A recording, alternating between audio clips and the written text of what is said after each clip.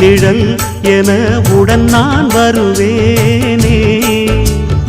ஏழ் பிறப்பும் உயிர் துணை உனை நான் பிரியேனே.